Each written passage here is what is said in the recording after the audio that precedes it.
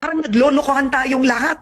Pinapagalitan nyo yung DPWH, pero yung totoo, the corruption starts with Congress owning contractual companies, these construction companies, and getting alleged kickbacks. So will you call them?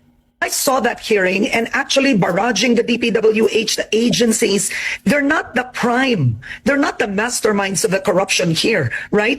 You've seen how the budget is made, kung saan sinisingit, ginagamit ang flood control. The president comes out with a list, so dediretsuhin na kita. Yung SunWest Incorporated had 79 projects na flood control. They were given 10 billion pesos. Ang founder nun, si Zaldico. Ang High Tone, 61 projects, 4.8 billion pesos. This is on record. Bakit di sila ang ipatawag? Parang naglolokohan tayong lahat. Pinapagalitan nyo yung DPWH, pero yung totoo, the corruption starts with Congress owning contractual companies, these construction companies, and getting alleged kickbacks. So, will you call them? Oh, tamimi ka. Booking na kasi kayo.